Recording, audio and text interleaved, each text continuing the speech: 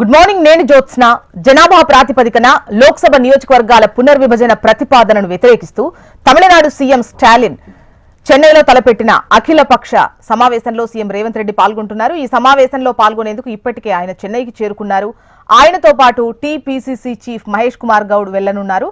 ప్రభుత్వం తరపున CM Revanth Reddy, Congress party ప్రతినిధిగా మహేష్ కుమార్ గౌడ్ పాల్గొంటారు. ఇక జనాభా ప్రాతిపదికన లోక్సభ నియోజకవర్గాల పునర్విభజన అన్నది సమాఖ్య స్ఫూర్తికి గొడ్డలి పెట్టే అంటూ ప్రకటించిన స్టాలిన్ ఆ ప్రతిపాదనకు వ్యతిరేకంగా పోరాడేందుకు జాయింట్ యాక్షన్ కమిటీని ఏర్పాటు చేసినట్లు వెల్లడించారు. స్టాలిన్ ఆహ్వానం మేరకు బీఆర్ఎస్ కార్యనిర్వాహక అధ్యక్షుడు కేటీఆర్ సైతం ఈ సమావేశంలో పాల్గొననున్నారు.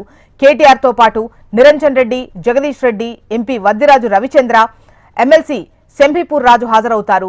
ఈ అఖిలపక్ష సమావేశంలో పునర్విభజన అంశంపై చర్చించి ఓ ప్రతిపాదనను తెరపైకి తెస్తారు.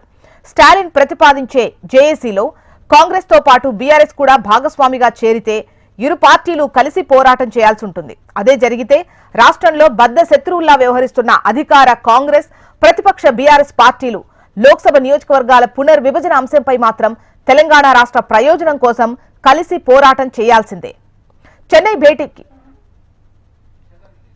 చెన్నై భేటీకి కేటీఆర్ బృందం భేటీలో బీఆర్ఎస్ వర్కింగ్ ప్రెసిడెంట్ కేటీఆర్ పాల్గొంటారు. ఇందుకోసం కేటీఆర్ తో పాటు నిరంజన్ రెడ్డి, జగదీష్ రెడ్డి, వినోద్ కుమార్ తదితరులు చెన్నై బయలుదేరి వెళ్తారు. ప్రస్తుత నియోజకవర్గాల పునర్విభజన విధానం దక్షిణాది రాష్ట్రాల ప్రాతినిధ్యాన్ని బలహీనపరుస్తుందని, ఫలితంగా దేశ ఆర్థికాభివృద్ధిలో కీలక పాత్ర పోషిస్తున్న ఈ రాష్ట్రాలకు తీవ్ర నష్టం జరుగుతుందని కేటీఆర్ అన్నారు. ఈ విధానాన్ని బీఆర్ఎస్ మొదటి నుంచి వ్యతిరేకిస్తుందన్నారు.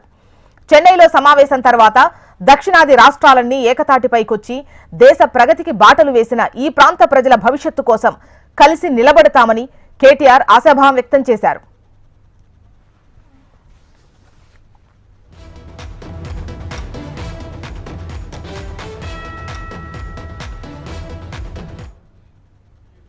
జనాభా ప్రాతిపదికన లోక్సభ నియోజకవర్గాల పునర్విభజన ప్రతిపాదనను వ్యతిరేకిస్తూ తమిళనాడు సీఎం స్టాలిన్ చెన్నైలో తలపెట్టిన అఖిలపక్ష సమావేశంలో తెలంగాణకు సంబంధించి తెలంగాణ సీఎం రేవంత్ రెడ్డి, అదేవిధంగా కాంగ్రెస్ పార్టీ తరపున మహేష్ కుమార్ గౌడ్, అదేవిధంగా కేటీఆర్ కూడా పాల్గొనేటువంటి అవకాశాలు కనిపిస్తున్నాయి, పాల్గొనబోతున్నట్టుగా తెలుస్తోంది. డీటెయిల్స్ మనకు ప్రవీణ్ అందిస్తారు. ప్రవీణ్,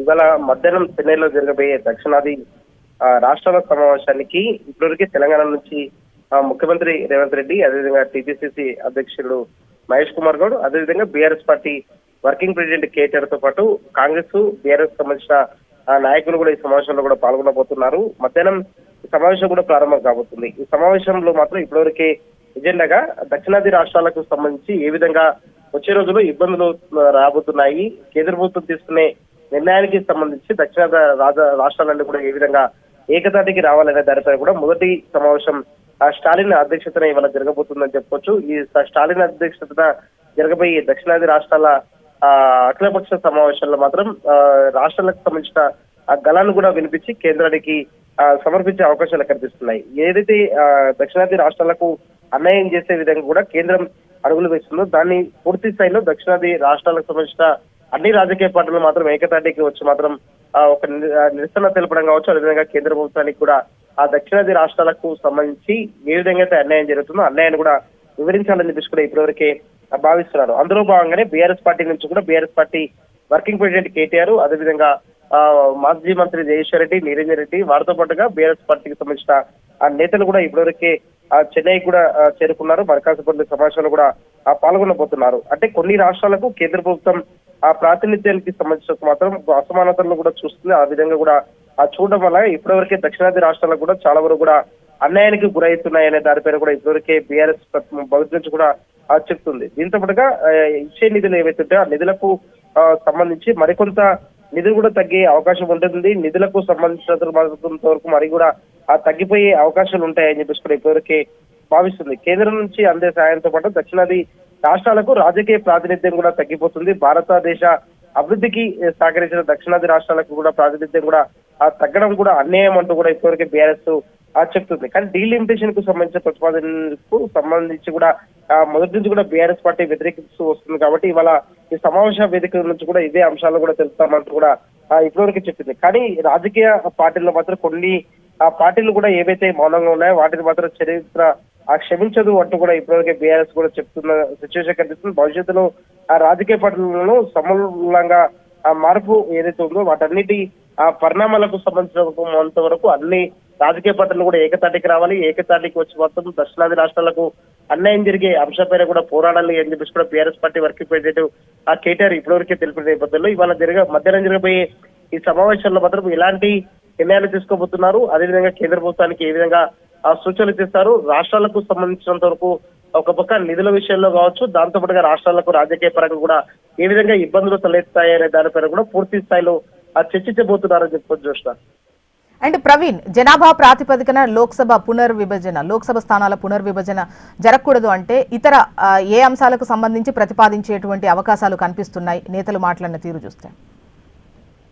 మొదటగైతే నేతలు చెప్తున్న ప్రకారం మాత్రం డీలిమిటేషన్ చేస్తే మాత్రం రాష్ట్రాలకు సంబంధించినందుకు అన్యాయం జరుగుతుంది. అదేవిధంగా నియోజకవర్గాల పునర్వ్యవస్థీకరణలో కూడా కొంతవరకు కూడా ఇబ్బందులు తలెత్తే అవకాశం ఉంటుంది.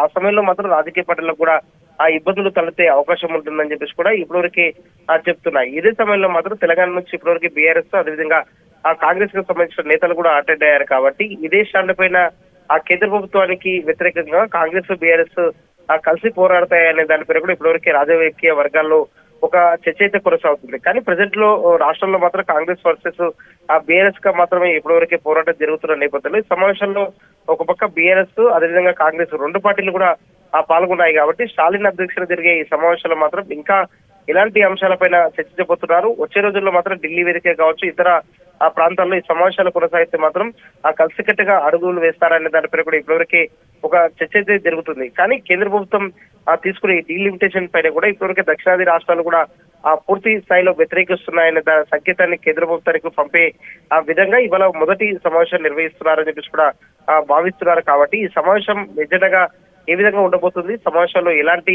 నిర్ణయాలు తీసుకోబోతున్నారు, సమావేశం ముగిసిన తర్వాత మాత్రం ఒక క్లారిటీ వచ్చే అవకాశాలు అయితే కనిపిస్తున్నాయి. కానీ తెలంగాణకు సంబంధించినందుకు మాత్రం తెలంగాణలో కాంగ్రెస్ వర్సెస్ బీజేపీగా కూడా పాలిటిక్స్ ఈటెక్కుతున్న సమయంలో మాత్రం ఈ సమావేశాలు మాత్రం కాంగ్రెస్ అదేవిధంగా బీఆర్ఎస్ సంబంధించిన ఆ నేతలు కూడా పాల్గొంటున్నారు. కాబట్టి వచ్చే రోజుల్లో కూడా తెలంగాణ వేదికగా కేంద్ర ప్రభుత్వం పైన పోరాటం చేయాలంటే కూడా కలిసికట్టుగా పోరాటం చేస్తారనే దానిపై కూడా ఒక చర్చ అయితే ఇప్పటివరకైతే కొనసాగుతుంది. ఈ చర్చకు సంబంధించి ఏ విధంగా బీఆర్ఎస్ అదేవిధంగా కాంగ్రెస్ పార్టీలు ఫుల్ స్టాప్ పెడతాయా లేదనే దానిపైన కూడా ఒక ఆసక్తి అయితే రైతుల సిచ్యువేషన్ కనిపిస్తుంది చూసిన. Okay, right Praveen. ఇవాళ మధ్యాహ్నం స్టాలిన్ అధ్యక్షతన ముఖ్యంగా జనాభా ప్రాతిపదికన డీలిమిటేషన్ అనేది ఒప్పుకోబోము అన్నటువంటి నినాదం దిశగానే ఈ సమావేశం ఉంటుంది. అయితే పశ్చిమ బెంగాల్ పంజాబ్ రాష్ట్రాలకు సంబంధించినటువంటి ప్రతినిధులు కూడా దక్షిణాది రాష్ట్రాలకు సంబంధించే కాకుండా వీళ్ళు కూడా హాజరయ్యేటువంటి అవకాశం అయితే క్లియర్గా ఉంది. వాళ్ళకు కూడా ఆహ్వానం వెళ్ళింది. సో ఇది ఒక జాతీయ ఉద్యమంగా అభివర్ణించారు నిన్న స్టాలిన్ ట్వీట్ చేస్తూ. ముఖ్యంగా దక్షిణాది రాష్ట్రాలు అదేవిధంగా పశ్చిమ బెంగాల్ పంజాబ్ కూడా వస్తున్నాయి, వీళ్ళందరికీ మద్దతుకు థ్యాంక్స్ చెబుతూ ఇది ఒక జాతీయ ఉద్యమం కాబోతుంది అన్న విధంగా ఆయన ట్వీట్ చేయడం మనం చూసాము.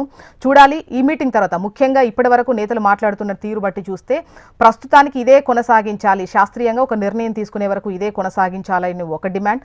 దాంతోపాటు 1971 జనాభా ప్రాతిపదికన నిష్పత్తి ప్రకారం ఉత్తర భారతానికి ఏ విధంగా పెరుగుతాయో దక్షిణ భారతదేశంలో కూడా అంతే విధంగా పెరగాలి అన్న దిశగా, అదేవిధంగా ఉత్తర భారత అనేది సపరేట్గా ఆలోచనలు రాకుండా ఉండాలి అంటే రాజకీయ ప్రాతినిధ్యం కూడా ఉండాలి అని అంటే ఎంపీ స్థానాల సంఖ్య ఇటు కూడా పెరగాలి. సో దానికోసం పోరాటం చేస్తాము అని చెప్పేసి నేతలు మాట్లాడింది చూసాం. ఇవాళ ఈ మీటింగ్, ఈ జాయింట్ యాక్షన్ కమిటీ మీటింగ్ అయిన తర్వాత ఏ నిర్ణయాలు తీసుకున్నారు, ఏ విధంగా ముందుకెళ్లబోతున్నారు, యాక్షన్ ప్లాన్ ఎలా ఉండబోతుంది అనేది మనకు ఒక క్లారిటీ వస్తుంది. అయితే ఇందులో తెలంగాణకు సంబంధించి గనక మనం మాట్లాడుకున్నట్టయితే కాంగ్రెస్ అండ్ బీఆర్ఎస్ ఒక అంశానికి సంబంధించి ఒకే తాటిపైకి రావడాన్ని కాస్త ఆసక్తిగా చూస్తున్నటువంటి పరిస్థితి అయితే కనిపిస్తోంది.